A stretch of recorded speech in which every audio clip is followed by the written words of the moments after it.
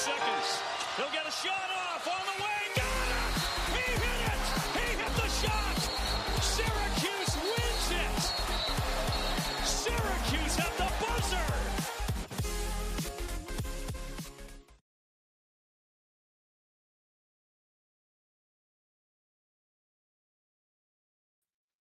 Hello, everyone, and welcome into another episode of a Syracuse basketball podcast. I'm your host, James Zuba, and with us today are Christian de Guzman, as always, and special guest Mike Ostrowski. Gentlemen, how we doing? Doing pretty good for a random trip to South Dakota. Yes, and although this is a basketball podcast, I have to mention we're also keeping busy on the football side. Fran Brown continues to cook. That's all I'm going to say. I don't think James, when he started, when he had the idea of doing this podcast, envisioned that football would be just as busy as basketball was at this time of year. No. Certainly not this time of year with a bowl game in doubt and a new head coach on the horizon and a lot of recruiting news. Saw the guys went to Heritage Hill in Pompey over the weekend, primetime spot. I'd probably commit too if they took me to Heritage Hill, but yeah, that's a busy weekend for football. A lot going on. Also a big weekend for Kyle as it relates to Syracuse athletics. Kyle Cuff with a big performance off the bench, and Kyle McCord coming in to cue it for the Cuse. So a lot of interesting news on both sides of Syracuse athletics. I mean, the most important news is that, at least for Mike and I, is that Kyle McCord will be a member of the Newhouse Mafia, which is just incredible news.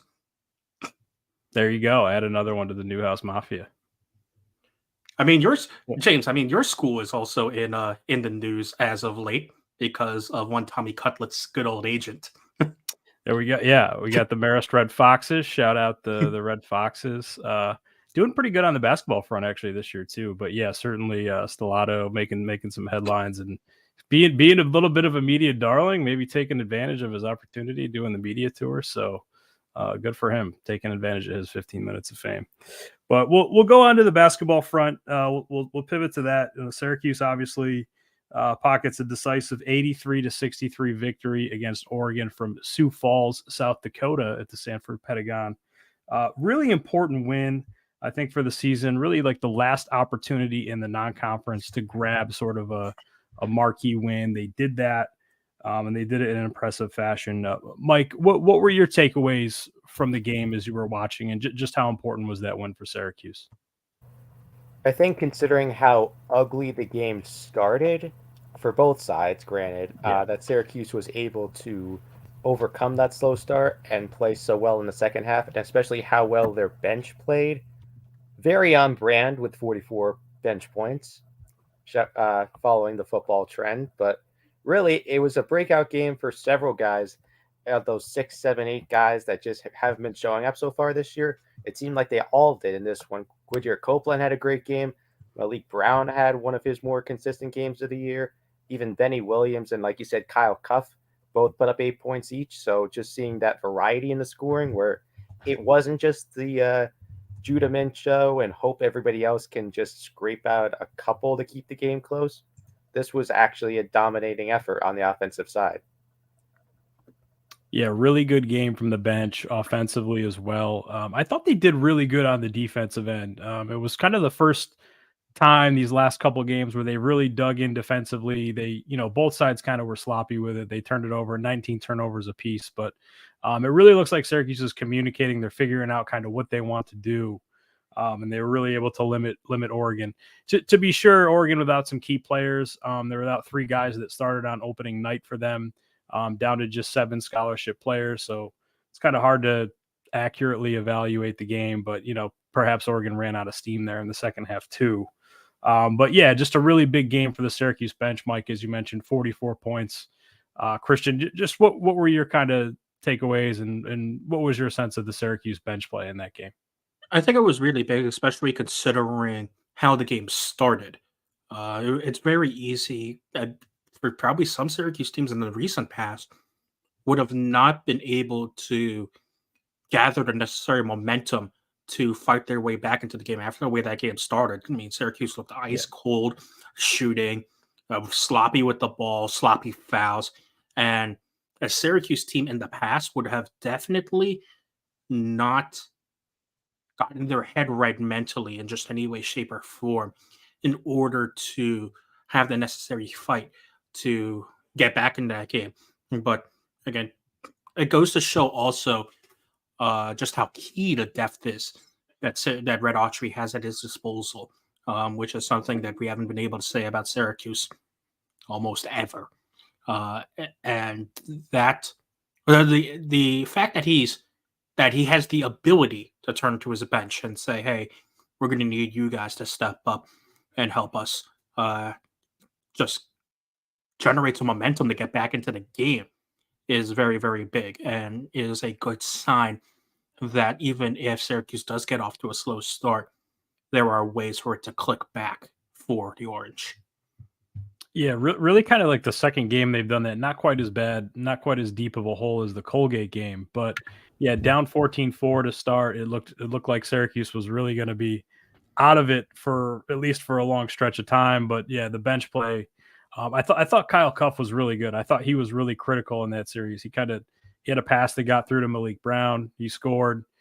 He connected on a couple threes, and then he had that run out dunk. But I thought he was really the guy, Mike, to start where he really got Syracuse going and kind of back into that game. Yeah, absolutely. Like you said at the start of the game, the offense was ice cold. Nobody was landing shots. Then he comes into the game, drains the pair of threes, and Yep. gets a little facilitating going after that. So, someone we haven't seen a ton of this season, really making his first big impact. And that's exactly what SU needs going as we are just about wrapped up with non-conference plays. Once you get into the ACC games that are more on the level of an Oregon, where they have the deeper benches, you've got to tap into your own bench a lot more. So to me, that's a very encouraging sign moving forward that he had his breakout game. Hopefully, he can keep it going moving forward. Yeah, and one critical guy off the bench who has been a little bit maligned this season, we'll say, is Benny Williams, and he played a season high 18 minutes, had 8 points, also ties the season high. Probably his best game of the season, if we're being frank. He was engaged on both ends of the floor, up, happy, cheering for teammates. And Christian, I know there was one stretch where he turned, a shot went up on Oregon on the weak side. He turned, he found a man, he boxed out. He went up and he grabbed a rebound and then flashed an outlet pass ahead for a run out. So I think for the rebounding thing, Syracuse has done a much better job rebounding since the Maui Invitational. It's something that we've talked about. They won the rebounding battle in this game. But I think Benny Williams gives them a different ceiling as far as the rebounding goes. And for that reason, Justin Taylor's been asked to play out of position. He had 4 rebounds on the day.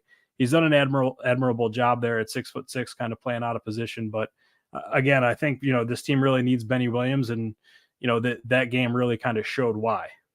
And especially when you see the way that Benny rebounds, it's not just so much that, okay, he's another tall body that has the athletic frame to rebound. It's the way that he goes up and tries to jump and command the ball immediately, even before it touches the ground. That's a style of aggressive rebounding that's just kind of been missed from Syracuse again in recent years. Yeah.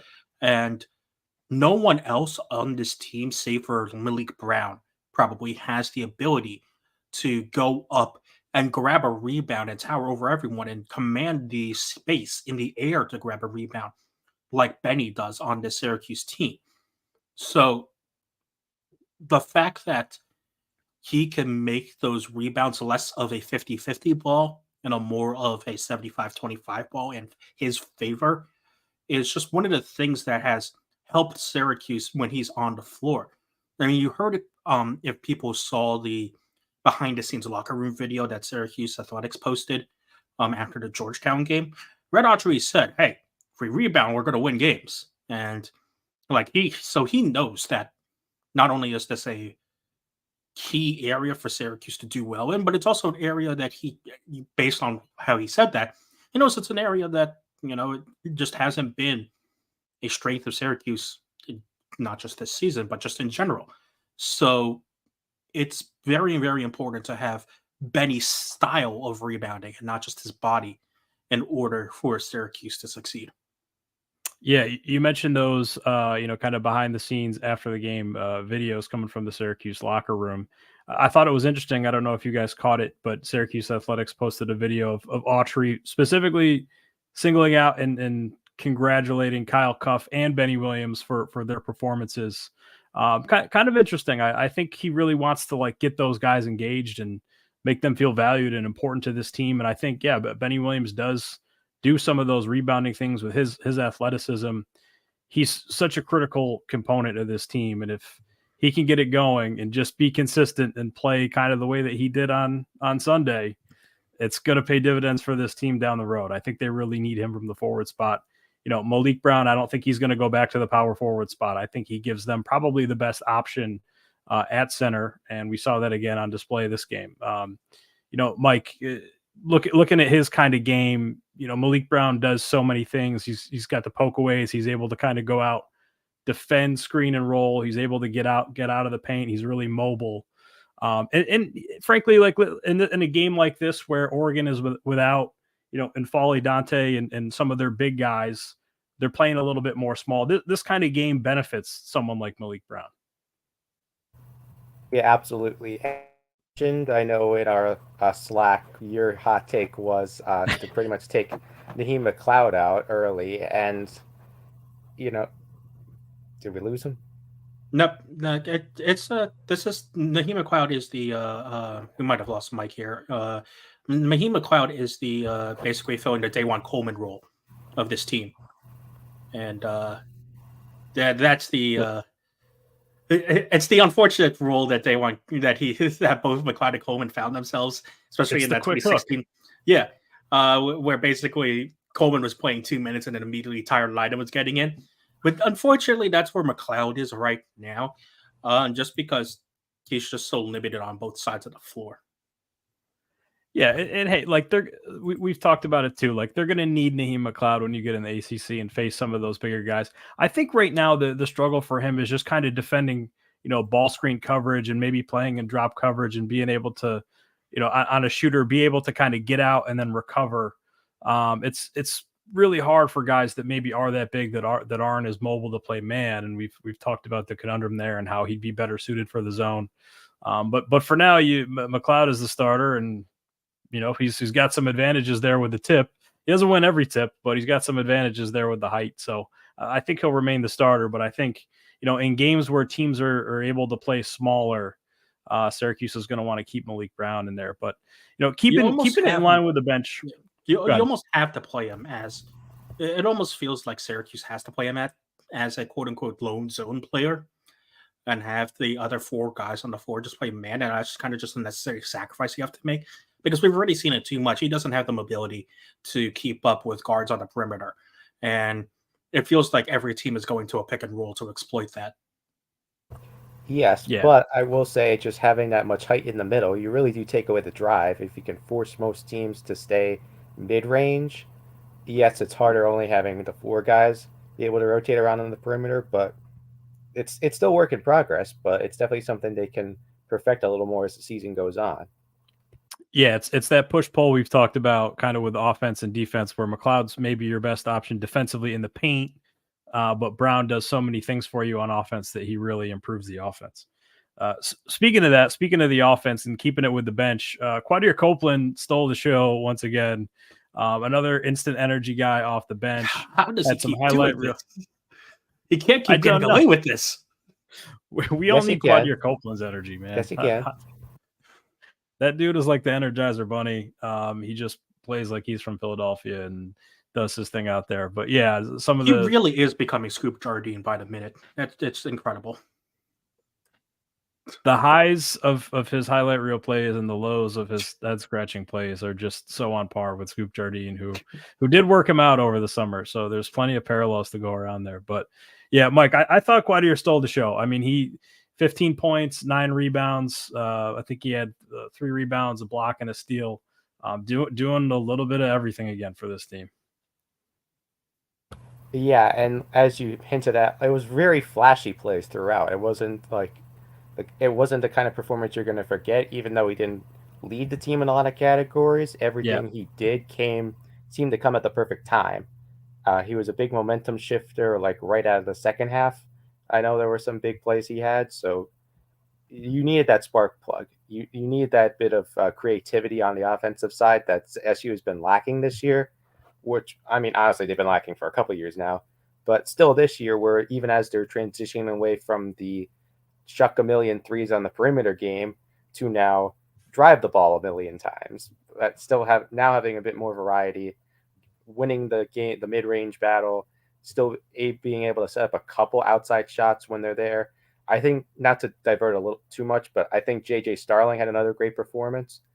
He's absolutely getting more comfortable from the arc, and the argument that, well, he's still not as good of a shooter as Joe Girard. We don't need him to be as good of a shooter as Joe Girard is, because he can still play a more complete game.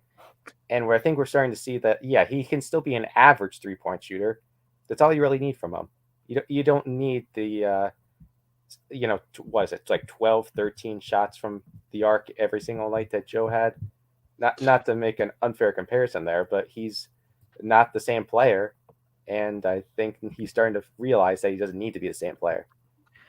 Two different players. JJ Starling is a former McDonald's All-American. He's a tremendous talent. He hasn't played quite up to his potential at Syracuse yet, but we've certainly seen really good performances out of him the last two outings. And I think if JJ Starling makes 1 or 2 threes a game, like, most Syracuse fans would be pleased with that. I don't think he necessarily has to, shoot a bunch of threes out there, especially when you do have Chris Bell and Justin Taylor out there who are threats.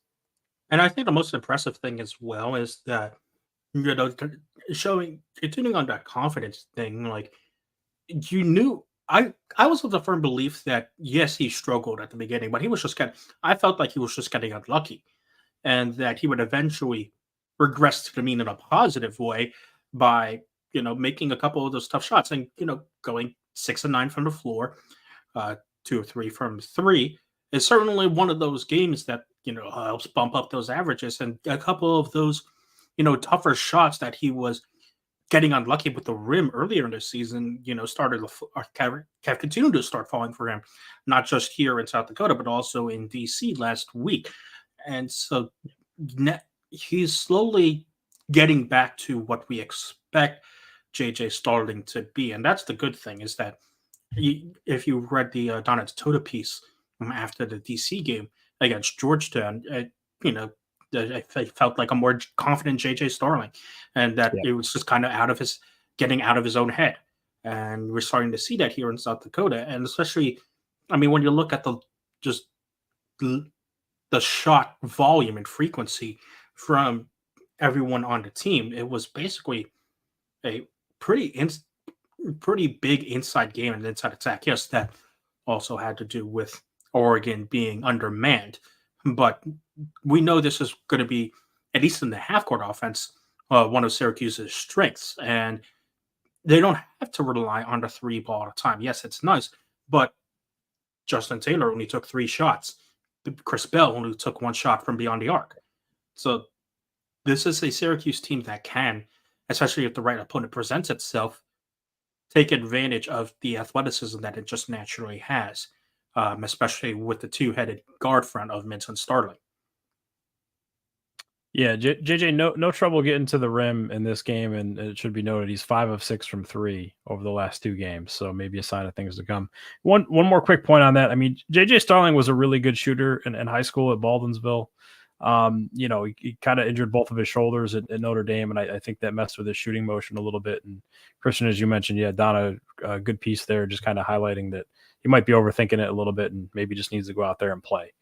Sometimes that's a big thing for basketball players is, just feel, just go, don't think, just kind of go out there and play. And it looks like JJ's really done that over the last couple of games. So also you mentioned, Chris Bell, Justin Taylor. It should be noted, not a tremendous game. Those guys didn't really put up a ton of points, limited minutes in this game with the bench playing so well.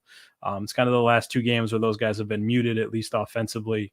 So we'll see what happens with them, and maybe they can get rolling Thursday against Niagara. Now, thankfully, the last 2 games, the backcourt duo has been as advertised, what we expected going into the season, where you have both of them, both JJ and Judah, as scoring threats. And I like that it's a bit of more of a 1A, 1B the last 2 games instead of a Judah is just a scorer, JJ is just a distributor, you're going to keep a lot more guys honest that way. And I know that's simplifying it a lot more than it probably is, but showing that both of them have the ability to score on the inside and also have the ability to dish it out to the outside when they have those opportunities. I don't think. I mean, with Justin Taylor and Chris Bell, they're streaky. We know they're going to be streaky, but they're also going to have their games where Chris Bell suddenly drops 18 in the second half again. So when that time comes, it's good to know that you have a dependable backcourt that can draw attention away from those guys so that when they're hot, they stay hot. Yeah, Mike, you're touching on something here, and it's I think Syracuse, let me know if I'm getting too takey here, but I think Syracuse is starting to figure out kind of who it is. And what I mean by that is, yeah, Judah Mintz doesn't have to do everything. JJ's kind of stepping up. Quadir Copeland stepping up. Guys are kind of feeling more comfortable in their roles, and I think it's starting to show in the numbers as well. Just kind of looking at KenPom here, Syracuse is back to 52 in the defense nationally, but still lagging a little bit offensively.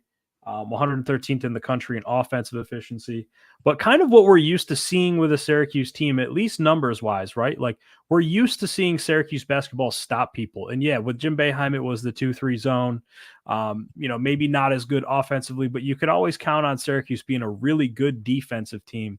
We'll see if Syracuse can kind of keep going in that mold, but I think this is what Autry wants. I think this is kind of the style that he wants to play. I think he's focused on defense. I think he wants his guys out there communicating, talking to each other on defense, really helping out. And I think Syracuse is really starting to kind of find its identity here as we get closer to conference play. Christian, is that a reach or do you think that's kind of within the ballpark? Definitely. And I think that's something that I think everyone on this team started to kind of slowly realize, and kind of fans started to slowly realize, is that it was going to take some time for everyone to get comfortable. Everyone, let's remember, this is Adrian Autry's first year head coaching at, I believe, any level. I'm not sure if he did. Yes, he was only an assistant at VT. He didn't head coach anywhere before then, so. Yeah, so this is his first job leading a program. Yes, he's had some excellent mentors beforehand in terms of how to lead a program, but this is his first time actually doing it. And it's a lot different from watching to actually putting that into action. And so now that you have these teams, now that he's gotten a couple of games under his belt now, it feels like that Syracuse has a better idea of what its team identity is. And that's really, really important. I don't think Syracuse had that at all, especially when you look at all the quadrant one losses that they have. They didn't look like they had an identity in those games. Maybe a little bit in the first halves of the Tennessee and Gonzaga games, but that was also taking advantage of a slow start from both of those teams as well.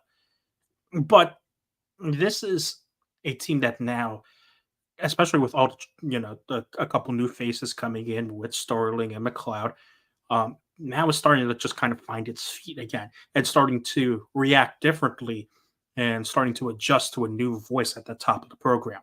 And he's gone from just being a position coach and just a fundamentals coach to being the guy who's running the entire thing. And so now players have started to adjust not only to Red's coaching style, but also starting to adjust to each other. And that's only going to help, especially when we get to that beginning part of the ACC, which is very, very daunting for Syracuse.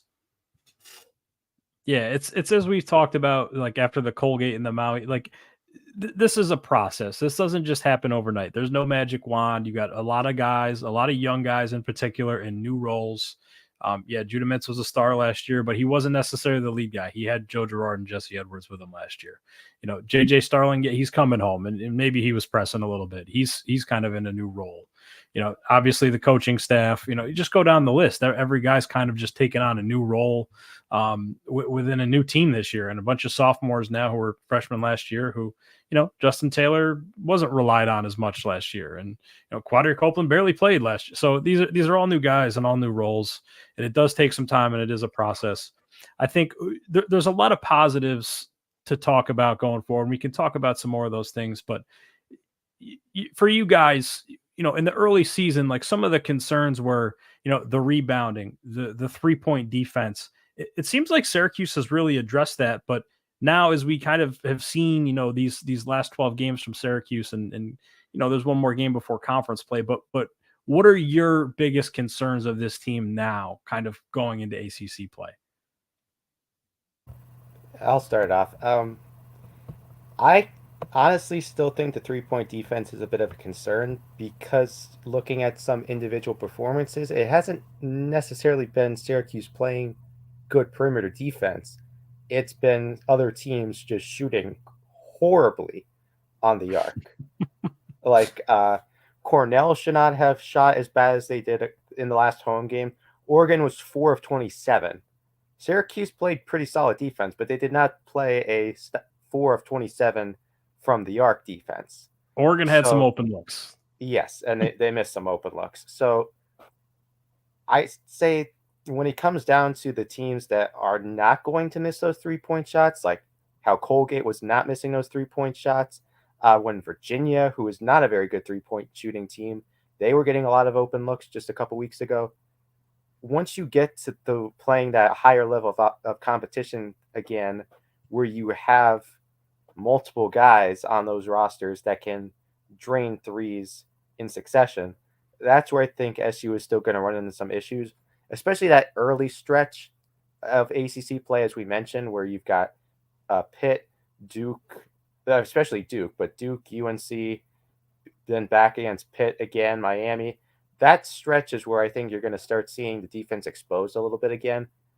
But at the same time, it is the first year with Adrian Autry. It's the first year implementing a new defense and having a bit of a mix of actually learning two different kinds of defense. Some man still maintaining some of the zone when it's appropriate. So all things considered, I'd still say they've done a fairly good job, and they're at where I'd like them to be right now. They just need to keep going. And when you take a quick look at this ACC schedule, if you're watching the stream right now, you can see that you can count on one hand the amount of teams that are above the top 100 and the net rankings right now. This is a Syracuse, this is an ACC that actually has fairly decent teams. And as we kind of expected, the middle of the ACC is just a kind of hodgepodge of what's actually happening. I mean, Boston College is still at a respectable 80 net, even still at 73 in the RPI. That game is not going to be as easy as probably some Syracuse fans think it's going to be. Wake Forest, kind of similar, 86 in the net, 92 in the RPI. This beginning of the schedule, you don't get a break until a weakened Florida State team comes to the Dome. And so this is a team that, while this win against Oregon is very, very good and nice, it's still isn't representative of what probably Syracuse would have faced if this was a full strength Oregon. And same thing with the previous games. Like Cornell, like Mike said, didn't perform up to the record that we would expect. I don't think Cornell is always going to shoot 9 or 33 from 3. So Syracuse can't afford a game like Cornell where this was a very winnable game for the Big Red. And when you take a look at the just behemoth of the teams that Syracuse have to face in this first 6-game stretch of the ACC schedule, this tune-up game against Niagara becomes very, very important, just to keep everyone sharp and fresh. It does. It's a game that you can't afford to drop. You got to come out and take care of business there. You talk about the 3-point defense, and yeah, Oregon had some open looks that they just missed. It wasn't anything really defensively. It was just, there's a few shots that they just missed. I think the 3-point, percentage on offense is actually a slight concern too. I mean, the last couple games, Syracuse's 2 shooters, Chris Bell, Justin Taylor, haven't really gotten going. The team shooting 32.4% from 3 on the season. It's not terrible, but you want to be at least at 33.3%. I like to think of the offense in terms of points per possession. You want to really just get your offense to a baseline of where you're getting 1 point per possession. So, kind of 1 point per shot on the 3-point making, if you want to think of it that way. But yeah, I think they have to get that up. And to Syracuse's credit, some of the other guys like Kyle Cuff, JJ Starling, they've started to make threes a little bit, so that's a little bit encouraging. But when you're kind of playing like a guy like Quadir Copeland, and for all the right reasons, it does kind of hurt your 3-point shooting out there, where you have a forward and another guard who can't really shoot. And then if you're playing Benny Williams too, he's hasn't really quite found the rhythm yet this year. So I think they've got to find a way to make some more shots from the perimeter. Especially as ACC play looms. Especially if these steal numbers aren't in the double digits, because as we know, Syracuse creates a lot of points off turnovers. That's just the MO of how this Syracuse team plays. And so if you're not going to get those steals, then you can't have these 3-point numbers be below 15. Even you would like it to not be below 20, at least in the attempts as well. Because you can see, Syracuse didn't make a fair amount of those 3-pointers, but I think attempts-wise also needs to go up as well. So that is low volume. That is an area where I think Syracuse also needs to kind of bump it up. And it was kind of a thing that I've always had a problem with, especially when Tyler Lydon was at Syracuse. This wasn't the problem with Girard or Boeheim. But there are some times where Syracuse players just feel reluctant to shoot threes. Especially in this day and age, let it fly. Trust your shot. It feels like Bell and Taylor are sometimes too scared of a closeout coming too fast and ruining their shot. I think they need to have a much more quick release on their shooting, because it feels like they're giving up the ball way too many times on the perimeter. There's way more opportunity for Justin Taylor to take shots within this offense. And I think that's going to be one of the keys too, is just getting him more involved in the offense going forward. I think Chris Bell kind of just likes to have the ball in his hands and maybe give a little bit of jab, see how his defenders kind of guarding him. But yeah, Christian, to your point, it's like there's times where he could just catch and rip and shoot, and he's a great shooter. You might as well just take that first shot. It's probably going to be better than having the guy come up and guard you, put a hand up, and your first look would be better than that second look. I know Mike brought this up in our small private stream chat as well. Maybe this helps as well, volume shooting wise, if Chance Westry does come back. I'm not confident that he is coming back this season at all. I'm just gonna put it out there. I don't think he's playing this season. That's just a hunch. That's just a hunch I have. I'm going to be completely honest, and I agree that I don't think he's playing again this season. I just brought it up because the coaches have been bringing it up recently, and at least one broadcast has mentioned that he is supposedly close to resuming basketball activities. Now, that's a very broad statement. Does that just mean dribbling the ball in place, or does that mean actually scrimmaging and taking shots? Because those are two very different things. Adrian Autry was asked at a fan event that was put on by ESPN Radio Syracuse locally. He was asked about Chance Westry. He said they're going to kind of evaluate him and hope that he was back in January. That could mean a lot of things. That's very broad. But you got to think too, even if Chance Westry is back and able to participate in basketball activities, it's going to take weeks for him to get his speed back, his stamina back, in basketball shape, to shake off the rust. Like, think back to Frank Howard before his senior year. He had an ankle injury that kept him out of the preseason. It took him really almost a month to get back to where he was, able to play and play in good speed and good shape. He was really only he wasn't a 3-point shooter coming in, but he salvaged his senior year by shooting threes. But he didn't even take a shot inside the arc, I think, for inside the paint, I think, for the first month that he was playing. So even if Chance Westry is available, it's going to take him some time to get back. And like you're saying, Christian, I wouldn't expect much this year out of Chance Westry. I just wouldn't expect that if I was a Syracuse fan. It's tough because, again, he would provide just another one of those scoring outside options that maybe would entice Syracuse to take a couple more threes. Just because, again, I'll keep saying it, that's where the game is for nowadays. You've got to be able to hit and take advantage of the outside perimeter shot. And Syracuse doesn't have that on a consistent basis from more than two players at a time. in Bell and Taylor. So to me, they've got to rip it and let it fly more. Yeah, no doubt about that. And Christian, you kind of got WarrenNolan.com up for those who are watching on the stream. Yeah, Syracuse did rise to 75 in the net. They were in the 90s before that Oregon game. The Oregon game is solidly in quadrant 2 for now. Oregon was 51 before coming into the game, and then actually slipped just one past Syracuse to 76, but it still remains solidly in quadrant 2. If Oregon is able to get healthy and improve, I think there's a chance this game could move into the quadrant 1 category.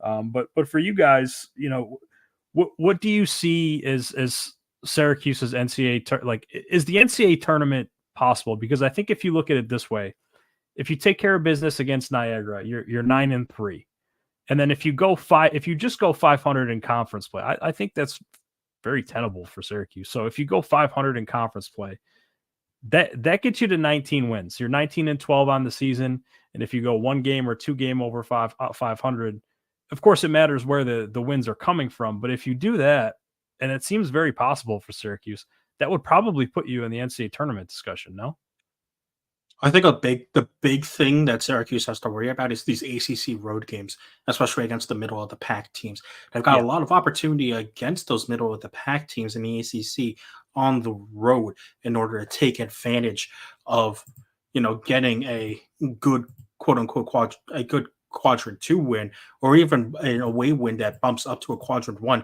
just based on where the net rankings lie. I mean, again, let's go through it right now. Boston College somehow could move up to a net 1 ranking if they win on the road against this Boston College team, and if it continues to rise. Same with Wake Forest. Probably not Georgia Tech, but hey, this NC State game, I know NC State is good right now, but it could be a quadrant 1 win against NC State, which Syracuse has taken to the Wolfpack in the past at Raleigh, even though this is a better NC State team than recent years. So you probably are looking at those 3 key games that Syracuse just has to win on the road. And of course, Pitt's going to be its own beast in itself because Syracuse seemingly cannot win in the Peterson Event Center unless they have Tyler Ennis hitting a game-winning buzzer beater. So, there is opportunity here for Syracuse, but you're looking at those 4 games that Syracuse really has to take advantage of. Yeah, going into the season, I had SU at 18-13, just barely missing the tournament, probably an NIT team. But I also had them losing to Oregon. And I do think that game is absolutely going to matter down the stretch when you get into those last couple weeks of the season where you're facing some of the lighter ACC competition where maybe the pressure is off you a little bit. Because most of those games at the end of the year, like Clemson's going to be rough. But before you get to that point, you go to that. Before you get to that point, before you get to that point, like the Louisvilles, the Notre Dames, even the VTs, the NC States, the Georgia Techs, those are all, as you said, winnable games. But you don't have to feel the need to win all of them because you have this early quad 2 win. That I think it's safe to say it's not going to dip below a quad 2 win at least. So you at least have that early resume builder. And I know the committee kind of likes to backlog in the very close scenarios, like the team's more complete at the end of the year. I don't know how much I actually buy that, where if you lose 1 or 2 games down the stretch that are those toss-up games, I don't necessarily think that's what will actually keep this team from being a tournament team. It's just going to come down to winning those games win the games that you should win and win a fair number of those toss-up games, especially, as Christian said, those road ACC games against those teams especially against the teams that have had good track records against SU in the past. Yeah, and Mike, right now, the computers agree with your preseason prediction. Ken Palm currently has Syracuse to finish 18-13 on the season based on the current metrics. So that would probably be just a little bit shy of NCAA tournament, but I think it's within the realm of possibility, especially what Syracuse did in the non-conference. I mean, yeah, you lost those 3 games decidedly to, ranked teams that by all means will probably be in the NCAA tournament at the end of the year. But you did everything else that you were supposed to do, and you got the Georgetown and Oregon wins. Georgetown is not going to help you too much, but that Oregon win will. And it's just why I think it's so critical to secure that in the non-conference and say Syracuse can say, hey, we went on a neutral court and we beat Oregon. And it was their first neutral court win of the season as well. So I just think that's key. Yeah, if it ends up being at 18, you think they need a pretty strong ACC tournament run to push them over. But 19, you figure they at least just win a game or two. They should be in pretty solid shape. And when you take a look at the projected scores here on WarrenNolan.com, there's quite a lot of 1 point, 1 possession lost games, some even 2 possession lost games that Syracuse could very easily flip and turn around. I mean, you could argue that playing Miami at the Dome, that's a huge plus and could easily turn this into a 1 point win. North Carolina, they still have Syracuse winning at the Dome and only losing by 4 in Raleigh, only losing by 1 against Georgia Tech right now, only losing by 1 at home to North Carolina, and same with Clemson. So there's there's opportunities here for Syracuse to turn this around. This record that Warren Nolan has comes out at 16-14, and Syracuse could easily flip some of these around and could get to 20 wins. I think they can get to 20 wins with a win in the ACC tournament as well. And that's probably something that Syracuse has to do once again in order to secure an NCAA tournament spot. Is that they got a favorable draw in the ACC tournament, they've got to get at least 1 win there. Yeah, for sure. And just 1 neutral court win on the season. So, adding to that would obviously boost its resume. Yes, Syracuse beat Chaminade, but that won't be considered as part of the NCAA tournament selection criteria. They'll just throw that game out given they're a D2 opponent. So that won't count for Syracuse, at least as far as the NCAA tournament committee is concerned. And it's going to be full body of work, right? But when you look at the upcoming schedule past that Niagara game, it's as we've talked about. Yeah, it's a home game against Pittsburgh. You go at Duke. You got Boston College at home, which is improved this year. I know people want to probably dismiss Boston College, but they do have a good team this year with Quentin Post, and they are 80th in the net, so that will be an important game. After that, you go at North Carolina, at Pittsburgh, home against Miami. I think that's the stretch that's going to determine Syracuse's postseason fate. And that's not to say that you can't drop 3 or 4 of those games and make up for it at the end of the year. But I just think that's such a critical stretch where you're playing your best opponents in the ACC right there, and you've got a chance to get some marquee wins early. I think also this 3-game stretch right here is going to be massive for Syracuse. North Carolina State, Boston College, at Wake Forest. This is your opportunity to pick up 2 wins that could potentially become quadrant 1 on the road. At the very least, getting 2 key quadrant 2 road wins would be massively helpful for Syracuse. And then picking up a key win against North Carolina State, which Syracuse has had problems with, especially when it's a form North Carolina State team. Hey, they beat them when they were ranked last year. This is true. That's a good point. All right, gun to your head. Does Syracuse make the NCAA tournament, Christian? No. Mike? Sadly, no. I'm going to go yes. I'm going to be the optimist here. I think they'll get it done. I really like the way this team is playing right now. Yeah, some of it might be fool's gold. Georgetown, not that good, as we know. Oregon without some key guys, but I really like the way this Syracuse team's playing. I'm not going to say they're going to get 20, 21 wins in the regular season going in the ACC tournament, but I think they're going to make it. I think they're going to make the field. I think they've been playing good lately. I think the big thing is it's going to be kind of just a combination of the things that we've talked about, but especially on the offensive end of the board, it can get very easy for to scheme against Syracuse. I know easier said than done because Mintz and Starting have done a good job of drawing fouls, especially Mintz. But if Syracuse can't figure out a way to balance the scoring, it's going to be very easy to just pack in the paint and prevent drives from Mintz and Starting to ever get even going. So if Syracuse can't diversify its scoring a bit more to try and take some of the heat off of Mintz and Starling, then it'll get very, very hard for Syracuse to keep up offensively, especially when teams can have areas to take advantage of Syracuse defensively.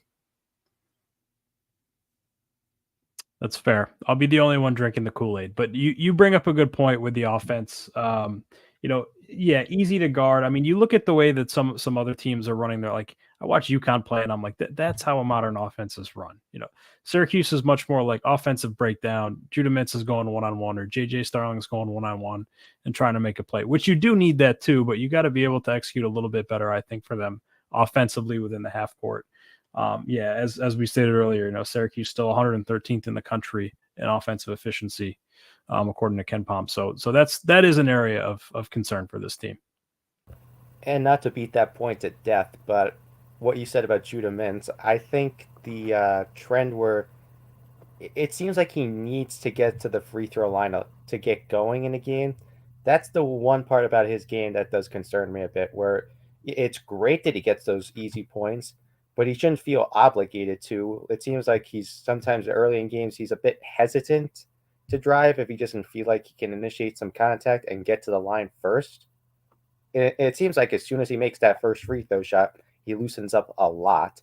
I know you've been in the Dome a little more than I have for basketball this year, but this even goes back to last year, where it seems like he starts off a little slow, but as soon as he gets going, you can't stop him in the middle. Yeah, and Mike, to that point, like there are going to be games where he's not going to get the friendly whistle. Refs know what he's trying to do, and he is really good at drawing contact. But there's going to be some games where a ref's going to swallow his whistle, and he's going to be forced to, kind of play through that stuff without getting to the line. So that's where, kind of to Christian's point, getting some other guys involved offensively, where you're not so reliant on Mintz, is going to be important. And the big thing also, just to go along with those lines as well, is one of the common trends along these three losses that you see on the screen right now is that Mintz has gotten into some foul trouble early on and was starting to face a little bit of that against Oregon as well when some of his reach-ins just weren't working. So it is Syracuse needs Judah on the floor. There's no question about that. And so he's going to have to be careful with his reach-ins and just trying his best to stay out of foul trouble as well, just so that his presence on the floor is respected. There are times in a game where it feels like Judah Mintz is playing 2K and he's just going for the steal at midcourt and he's just trying to get the rip and go.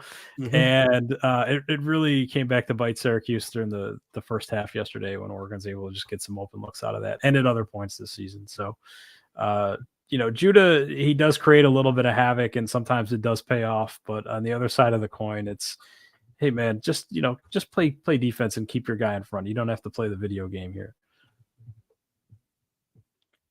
Especially that's why he's supposed to be back is to A, show that he can score in more ways than one, but mainly B, play the defense that every NBA team uses. Yeah, and the talent evaluators, they'll be looking at that sort of stuff too. But all right, what else we got to talk about? Any shout outs, any closeouts, news and notes before we get out of here? That's Christian, any more points you want to make?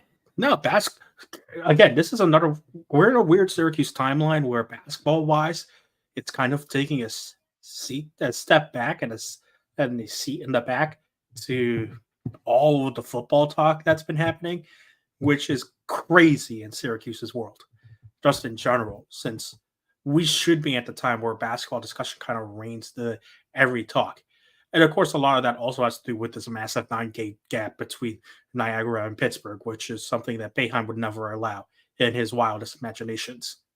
But this is a weird moment in Syracuse where we're probably not going to get even talking about much basketball stuff until February, because who knows where this football train is going to stop. It ain't stopping anytime soon, Christian. I mean, I saw what you sent in the Slack. There is also another thing going around that I will show you momentarily. You please do. So, yeah, we're full steam ahead on that front. I could quickly say the women's team is looking very good to start the year. They only lost the one game at Maryland. They're still undefeated at home, playing Cornell in about a half hour tonight. And they are up to, I believe it was 3 AP votes this week. So they're very slowly but surely starting to knock on the top 25. There we go. Shout out to the Syracuse women's basketball team. Felicia Legetjak doing some good stuff with that program, and probably doesn't get the highlight or the attention it deserves. So if you have a chance to watch them, get out there. I personally have some friends who got out to the game the other week, and they spoke glowingly about it, took their family there, and had a great time. So for those of you local, get out and support the women's basketball team. And if you're not, watch them on TV. Definitely worth the watch. And definitely some good things going on there with Felicia. We got Dom on site Thursday for the men's game versus Niagara. And then that's the last game before ACC play, which officially begins. Although Syracuse did have the road game at Virginia, kicks off in earnest December 30th against Pittsburgh at the Dome. And then we're underway. Guys, anything else before we close out and get out of here? No, hopefully Syracuse can get the balance scoring right for the UCC play. Yeah, that's right. I believe we're good. Now the only question is, which game is the game? Because I don't think Otto's has quite figured it out yet. We don't know, and I think Fran Brown might be putting the pressure on the recruiting front, and Syracuse might have to start doing some more stuff on the men's basketball front that involve Hibachi and Ferraris and Lord knows what else. So thank you guys for tuning in for another episode. For Mike Ostrowski and Christian de Guzman, I'm James Zuba. Take care.